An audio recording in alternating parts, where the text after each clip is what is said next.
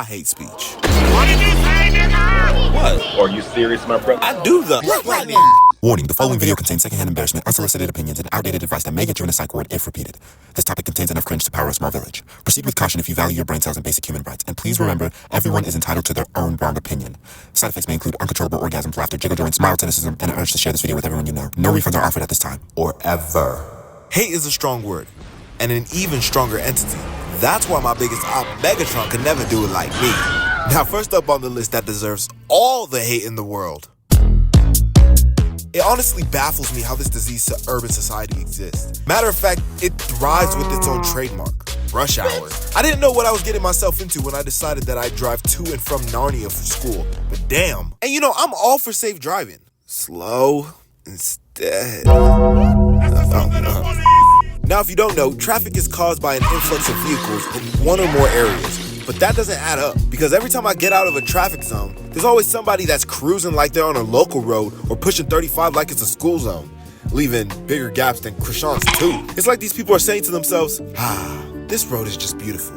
Let me just leave some room for the next generation. Don't want to be selfish and hog all the road. Like, damn, Gramps, ponder when you're off the road. I got places to be. Black Lightning, do you not like traffic because it reminds you of all the times that you were stuck in a rut, constantly stressed and not feeling the best? Nice try. The truth of the matter is, there's a much deeper and darker truth to traffic that only I know, and will tell because I can no longer uphold this burden. Humans. Traffic.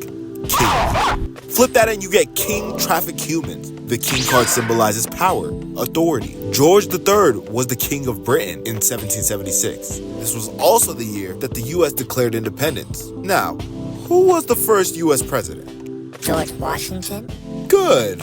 You see, not many people know this, but GW was a brother at heart. In fact, Brother Washington was rocking with black women. Now, one of the sisters' names was Venus. He became her voodoo priest, and she his faithful concubine. Black Lightning, you're just yapping. What's the point of all this? I'm getting there. Stay with me. GW and Venus had a sperm donor and called him West Ford. Generations passed and the world began to wake up to the true menace, Queen Naija. Known best for the common cause of every bad thing in the world, she has struck again. Back then, she proclaimed world dominance with the line, "Give you a taste of your own medicine." And see, this just makes me miss Cybertron. Because growing up there was no way for traffic because we are the damn vehicles. And if we had to take it there, I just hit my little transformation jutsu, hit a little bada boom boom screw bump, pop. Okay. I'm not looking for a fight, but as Cybertron's flyest war machine, I can't let nothing touch my swag. Next up on the hate train was something that was once near and dear to me. Like a juicy first kiss, with one hand on the hip and the other on the cranium. What I'm about to touch on is so essential, so crucial. In fact, it's how I communicate with y'all. Speech. I hate speech. What did you say, nigga? Are you serious, my brother? I do the Black Lightning. Oh, not that kind of hate speech. I'm talking about the PowerPoint punishers, the snooze fest speakers, or my personal favorite, monotone masters. Listening to these kind of speakers is like watching filler, and not the good kind. Shit makes me want to stick my fist up my nose and let the energon drip out. Unless you are fresh out of a world war or suffering from a traumatic event or loss, there is no reason for a person having the ability to put me in a genjutsu faster than Itachi did with Kakashi. Had that boy sweating bullets. Had that boy hitting the T-pose on the Teen Titans Tower. Had that boy cornered for a special deluxe Shadow Clone gangbang. Speech isn't exclusive to talking, because there are people who thrive in the other industries that will put me to sleep too. ABC rap, WAP, and all the other degenerate ghetto behavior is cool in high school. And let's not get it twisted. If I hear some gas without the G in the club, I may or may not get down to it. Especially if a 10 out of 10 is trying to get into it with me. Okay, but let that be anywhere else. And I'm gonna look at that individual that had the nerve to call my attention to the hot garbage like they're a madman. So you're encouraging your audience to be two-faced? They could be six-faced for all I care. It's really about being the right person at the right place. Like Batman, who goes dummy in the night, while also going dummy in the night. Plus, my audience isn't really from this world. Since the beginning of time, we knew the Autobot Crusade would have opposition. But we're thriving nonetheless. And even if a Decepticon is lurking, our drive for freedom, justice, and the American way will always take the W in the end. Now, obviously, with Black History Month passing by, I gotta acknowledge one of the most goated speeches in human history. That is none other than the one-worded slanger Rosa. And let me explain that this is the one word that led barriers to crumble down faster than Krypton. It was the first day of December, back when TV had no color and folks looked like one another. The tension between the kinfolk and the skinfolk was at an all-time high. Separate restaurants, restrooms, fountains, and it doesn't just stop there. You couldn't even sit where you wanted to.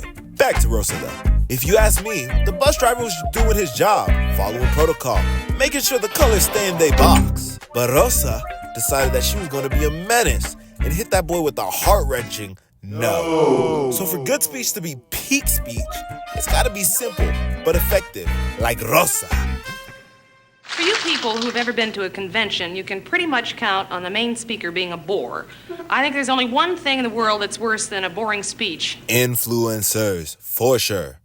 And not just the ones that's disconnected from reality. There are the my life depends on getting likes and comments influencers, the tearful meltdowns over brand influencers, and the desperate thirst traps that would make even a narcissist blush influencers. But I want you to forget about all those for a second, because we're going to zone in on a specific type, a species that is birthed in the days where being practically naked on the internet is a badge of honor.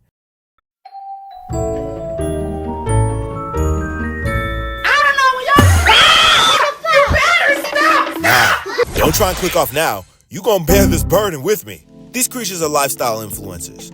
And what they do, they show about their day, basically do nothing. Like, I kid you not, this man literally made a whole video about going to Target. Oh, come on, man. Oh, look, he's at Target again. Look at this dude. All right, we just got back from Target. What are we doing? Okay, nothing. Our day's over.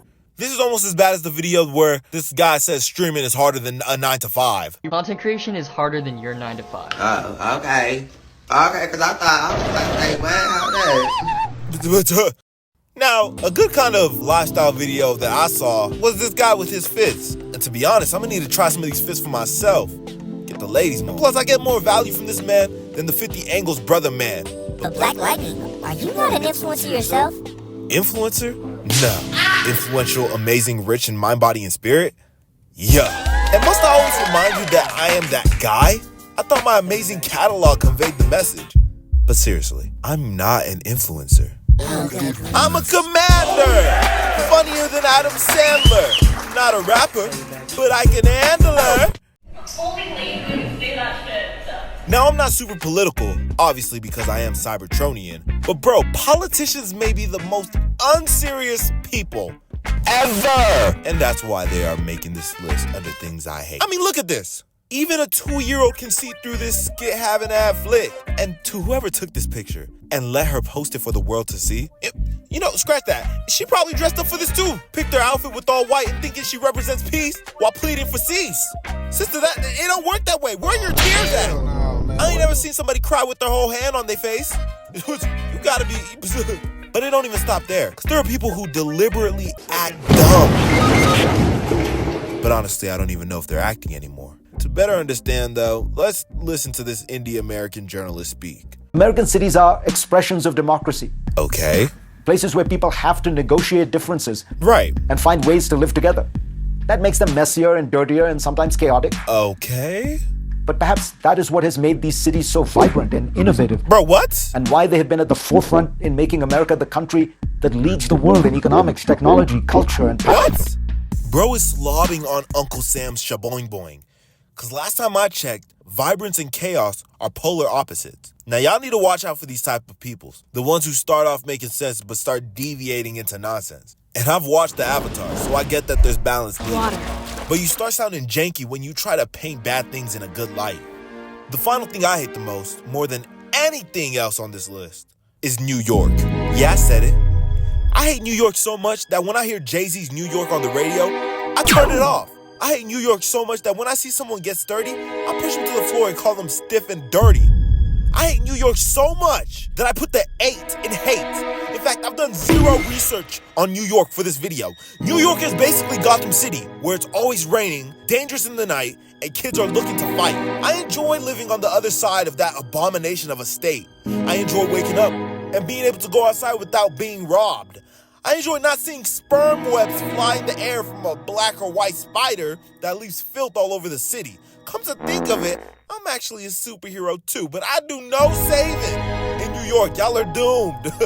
New York is so cooked and so bored that they've created an NYPD dance team? I don't know who gave the green light, but these people are not moving. All of y'all would be fired on the spot, no exceptions, and sued for defamation. I can't take it anymore. I can't. It's pissing me off. This is a level of disrespect so intolerable to the great nation of Michael Jackson, and the union cannot be tolerated. I won't tolerate it.